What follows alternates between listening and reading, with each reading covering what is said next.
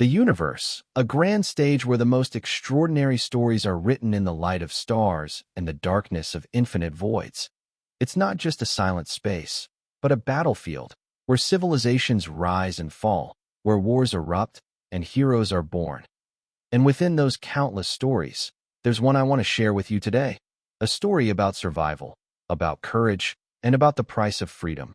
A story that begins when the peace of Earth, our beloved home, is threatened by an external force, a brutal and unforgiving invader. The Coran Dominion.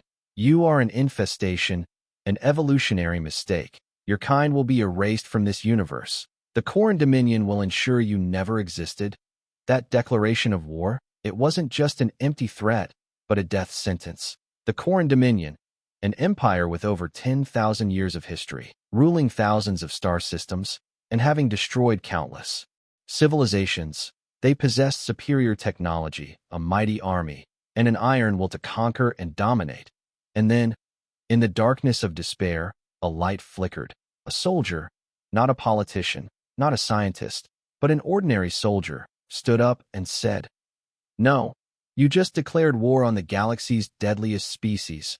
An unexpected response, a defiant message from an unknown soldier. It echoes the defiant words of Patrick Henry, "Give me liberty, or give me death," or Franklin D. Roosevelt's declaration after Pearl Harbor, a date which will live in infamy. These are more than just words. They are an affirmation of humanity's core values, courage, resilience, and the yearning for freedom. That moment changed everything. From a weak prey, humanity transformed into a formidable adversary. But why? Why would a mighty empire like the Coran Dominion fear a small race like US? What's the lesson here? Sometimes, strength isn't in numbers, but in will. Sometimes, survival doesn't depend on technology, but on spirit. So, what is the Coran Dominion? Where did they come from? What makes them such a brutal empire? And more importantly, what can we learn from them? To truly understand why this war ignited, we need to look beyond the initial declaration. We need to understand the Coran Dominion, not just as a military power, but as a civilization sculpted by millennia of fear, conquest, and control. What makes them tick? What are their deepest motivations? Imagine a society born from constant warfare. The Corans, originally a single species on a resource-scarce planet, learned to survive by dominating others.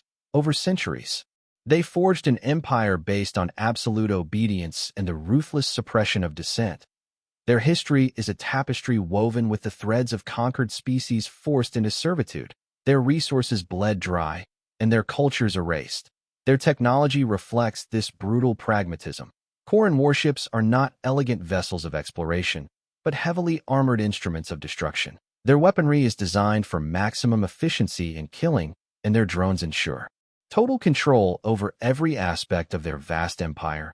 Think of them as the Borg from Star Trek. But instead of assimilation, their goal is pure domination. Their society is built on a strict hierarchy. Individual freedom is non-existent. Dissent is met with swift and brutal punishment. To be Coran is to be a cog in a machine, blindly following orders and suppressing any spark of individuality. It's a stark contrast to the ideals of freedom and self-expression that we hold so dear in America. Their motivation is simple: survival through conquest. They believe that only by dominating others can they secure their own future.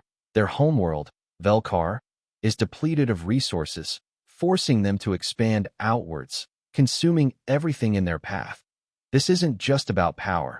It's about a fundamental belief that only the strong survive, and the weak deserve to be subjugated. In a way, the Coran Dominion embodies the worst aspects of unchecked ambition and the dangers of a society built on fear.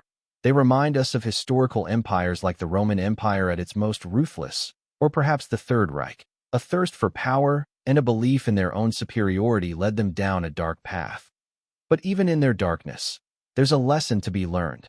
The Coran's rigid adherence to control, their suppression of creativity and innovation, ultimately became their weakness. They were unable to adapt, to think outside the box, to see humanity's true potential. It's a reminder that true strength comes not just from power, but from adaptability and the ability to embrace diversity. So, With the Coran Dominion's history and motivations laid bare, we can begin to see the true scale of the challenge facing humanity. A challenge that demanded more than just courage and firepower. It demanded a deep understanding of their enemy and a willingness to fight differently. But just how? Did humanity figure out the Coran's weakness? What were the critical turning points in the battle? To truly understand the feat that humanity accomplished, we need to take a step back and look at ourselves. Before the fires of war ignited, before the Coran Dominion set foot on our planet, who were we? What did we have? And what made us so vulnerable? Earth at that time wasn't a paradise.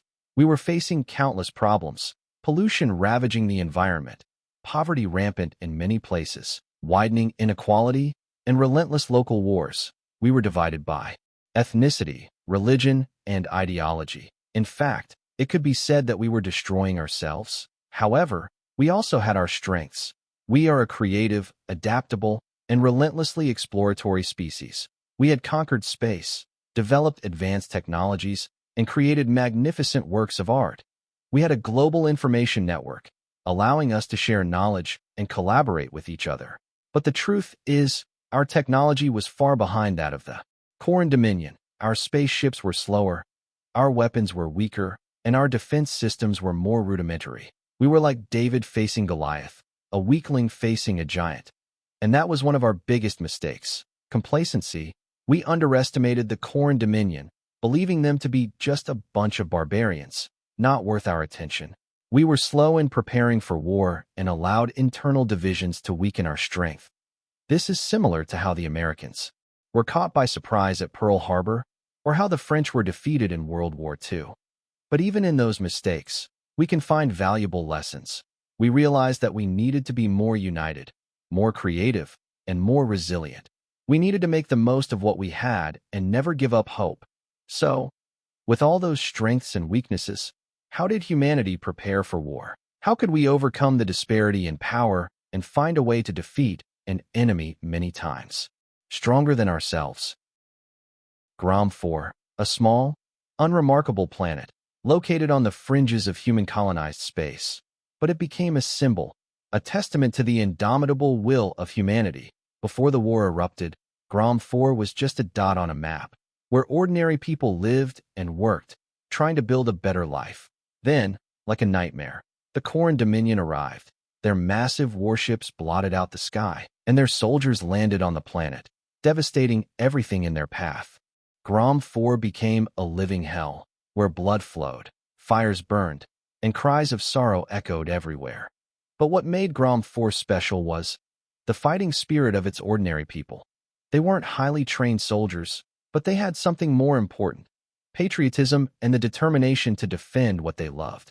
They stood up against the Coran Dominion, using everything they could as weapons, from old rifles to homemade bombs. Imagine Major Elias Carter, a seasoned officer who led the defense of Grom 4. He used guerrilla tactics, taking advantage of the terrain to make it difficult for the Coran Dominion army. Or think of Lieutenant Vasquez, a young female officer who fought bravely to her last breath, protecting innocent civilians.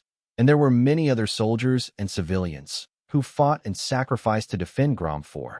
The Battle of Grom 4. It's like a science fiction version of the Alamo, or Stalingrad, or Dien Bien Phu. It was an uneven battle, where the defenders fought to their last breath, knowing that they couldn't win, but still determined to inflict as much damage as possible on the enemy. They proved that, even in the face of death, humans can maintain their dignity and courage. Grom 4 fell, but its spirit lived on. That battle proved that the Coran Dominion was not invincible. It inspired all of humanity, showing that we can fight and we can win. And it also taught us an important lesson. War is not just about military might, but also about will and courage. But Grom 4 was just the beginning. The war was still long and arduous, and to win, we needed to do more than just fight bravely. We needed to be creative, adaptable, and seize every opportunity. And that's exactly what we did when we captured the KDs Varak, the Coran Dominion warship. KDs Varak, a name that made the entire Coran Dominion tremble. A massive warship, equipped with the most advanced technology and protected by an elite force. Capturing it seemed like an impossible task, But for humanity, in a moment of desperation, the impossible becomes possible. The Special Forces team. They weren't superheroes, but just ordinary soldiers, highly trained, and with courageous hearts. They knew that this mission might be a one-way trip, but they were still determined to carry it out for the future of humanity. The process of infiltrating the Varak, it's like a thrilling action movie. They had to overcome strict security systems, fight fierce Coran Dominion soldiers, and solve complex technical problems. Every step could be their last. But the most important thing was their coordination and creativity. Captain Rohr, a talented leader who made bold and accurate decisions. Engineers who found ways to bypass the Coran Dominion's security systems. The hackers who infiltrated the Varak's computer systems and disabled critical functions. And all the soldiers who fought bravely to protect their comrades. The capture of the Varak, it's like a science fiction version of Operation Jericho or the Entebbe Raid or Operation Neptune Spear. It was a mission with extremely high risks, but if successful, it would bring an enormous reward. And that's what our Special Forces team accomplished. But the capture of the Varak is only half the story. After capturing it, we faced an important question. What would we do with it? We could use it to attack the Coran Dominion, or we could use it to defend Earth. But whatever we did, we had to face the potential risks. The lesson here is, in war, no decision is easy. Each decision has its own opportunities and risks. The important thing is that we must weigh them carefully and make the best decision possible, based on the information we have. And Captain Rohr made his decision. That decision would change the course of the war and shape the future of humanity. But what was that decision? And what consequences would it lead to? Now that we had the KDs Varak, a priceless war prize, but also a massive challenge, to turn it into a true weapon, we needed to understand it, repair the damage, and integrate our own technology into it. Our engineers, they were brilliant minds, people with the ability to turn the impossible into possible. They worked day and night, studying every detail of the Varak and finding ways to overcome its limitations. They were like professional car tuners, turning an old car into a speed machine. We learned a lot from the Coran Dominion's technology. We realized that they had strengths that we didn't, but we also had strengths that they didn't. We made the most of what we had and combined them together, creating something entirely new. And after a long period of hard work, the Varak was reborn. It became more powerful, faster, and more dangerous than ever before. It was no longer a Coran Dominion warship, but a symbol of humanity's strength and resilience. With the Varak in our hands, we had an opportunity to strike back at the Coran Dominion and inflict serious damage on them. We planned to attack Vel Rath, a resource-rich planet, and a crucial supply hub for the Coran Dominion army. The attack on Vel Rath, it was a huge gamble, but we had no other choice. Captain Rohr and his team steered the Varak straight into the heart of the Coran Dominion's defense system and detonated the ship's reactor, destroying the entire planet. Captain Rohr and his team sacrificed themselves, but they accomplished their mission. They destroyed Vel Rath and caused irreparable damage to the Coran Dominion. They proved that humanity can do extraordinary things when pushed to the wall. Captain Rohr's actions inspired the entire galaxy. Enslaved races began to revolt. Occupied planets began to resist, and enemies of the Coran Dominion began to unite. The lesson here is, sacrifice can create enormous change, sometimes to achieve a great goal. We need to be willing to give up even ourselves. So, after destroying Vel Rath, what would we do next? Where would we attack the Coran Dominion? And what tactics would we use? In this vast universe, we are not alone. There are countless different races and civilizations, each with its own unique history, culture, and goals. And when the war between humanity and the Coran Dominion erupted, all these races had to make a choice. There were races that had been oppressed by the Coran Dominion, and they hoped that humanity could liberate them. There were neutral races who didn't want to get involved in the war and only wanted to protect their own interests. And there were also races that supported the Coran Dominion because they believed that was the only way to survive. Imagine a race that had been enslaved by the Coran Dominion for thousands of years. They had lost their culture, freedom, and dignity.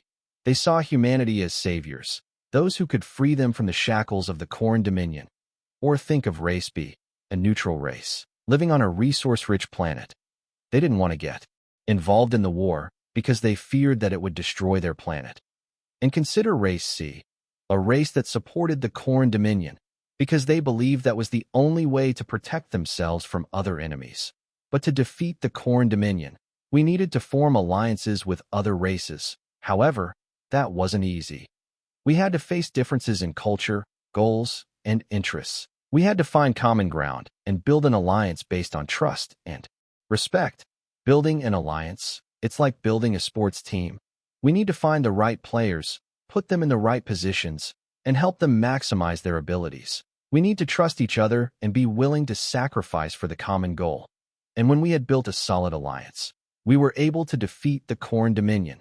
We proved that unity and coordination can create miracles. The lesson here is, to achieve great goals, we need to work together. We need to overcome differences and build a community based on trust and respect. So, with the help of other races, how would we attack the Coran Dominion? What tactics would we use to defeat them? And what would we do after the victory? War doesn't just take place on the battlefield, with the sounds of gunfire and fierce engagements. Sometimes, the most important battles take place in closed rooms, where conspiracies are hatched, agreements are signed, and fates are decided. In the war against the Coran Dominion, conspiracies and politics played an extremely important role. We had to deal with traitors in our own ranks, people who were working for the Coran Dominion. We had to build fragile alliances with races that had different goals and interests, and we had to make difficult decisions that could change the course of the war. Imagine a plot to overthrow the Coran Emperor, a bold plan, but also full of risks. If successful, it could cause the Coran Dominion to collapse from within, but if it failed, it could cost us everything. Or think of a plot to sabotage the Coran Dominion supplies, a sophisticated plan, but requiring perfect coordination. If successful, it could weaken the Coran Dominion's military strength, but if it failed, it could lead to our discovery and destruction. The conspiracies and politics in this war, it's like a science fiction version of the Gunpowder Plot, or the Zimmerman Telegram, or the Manhattan Project. These are secret plans, with extremely high risks, but if successful, they could change the course of history. But these conspiracies and politics don't always bring good results. Sometimes, we have to sacrifice our values to achieve the ultimate goal. Sometimes, we have to do bad things to prevent worse things from happening. The lesson here is, in war, there are no easy answers. We must always question our ethics and try to do the right thing, even when it's difficult. So, with these conspiracies and politics, how did we prepare for the final attack? What would we do after defeating the Coran Dominion? And what kind of future would we build for the galaxy? When the smoke of war cleared, we realized that victory wasn't everything. We had defeated the Coran Dominion, but the price we paid was incredibly high. Millions had died, thousands of planets had been devastated, and our entire civilization had changed forever. The soldiers returning home, they were no longer the young and enthusiastic men they once were. They had witnessed too much brutality and suffering, and those memories would haunt them for the rest of their lives. They had difficulty adjusting to normal life, and many struggled with psychological and physical problems. Ordinary people also faced no fewer difficulties. They had to rebuild their homes, jobs, and lives from the rubble. They had to deal with economic, political, and social issues and try to build a better future for their children and grandchildren. The aftermath of this war. It's like the aftermath of World War II, or the Vietnam War, or the Iraq War. These are losses and sufferings that can never be compensated, and the difficulties in the recovery process that we have to face. But this war also changed us. We became stronger, more united, and more creative. We learned valuable lessons about survival, courage, and sacrifice, and we were determined never to let similar things happen again. We cooperated with other races to build a peaceful and prosperous future for the galaxy. We formed an alliance based on trust and respect, and we committed to resolving disputes peacefully, instead of through war. The lesson here is, even after the greatest losses and sufferings, we can still build a better future. We need to learn from the mistakes of the past and be determined to do the right thing, to create a better world for our children and grandchildren. So, what will the future of humanity be like? Will we use the lessons we have learned to build a new empire, or will we create a global community based on peace and cooperation? And so, the story of the war between humanity and the Coran Dominion comes to an end. We overcame the most difficult challenges, defeated an enemy many times stronger than ourselves, and reclaimed freedom for the galaxy. From Grom 4, where we fought to our last breath, to Vel Wrath, where we sacrificed our heroes, we proved that humanity can do extraordinary things when we have faith and determination. But now, as we have become a new dominant force in the galaxy, we must face an important question. How will we use this power? Will we become a second Coran Dominion, oppressing and exploiting other races?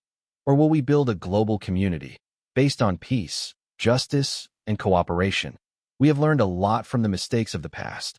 We realize that power isn't everything, and oppression cannot bring peace and prosperity. We believe that only peace, justice, and cooperation can create a better future for all of us. And that's why we are determined not to follow the path of the Coran Dominion. We will build a global community where all races are respected and protected, where everyone has the opportunity to develop and succeed. The lesson here is, we can change the future. We can create a better world by choosing the right paths and acting with courage and creativity. Thank you for watching this video. I hope it has brought you moments of entertainment and valuable lessons. Please share this video with your friends and subscribe to our channel for more interesting videos. And don't forget to leave your comments below. We would love to know your thoughts on the issues we have raised. Goodbye and see you in the next videos.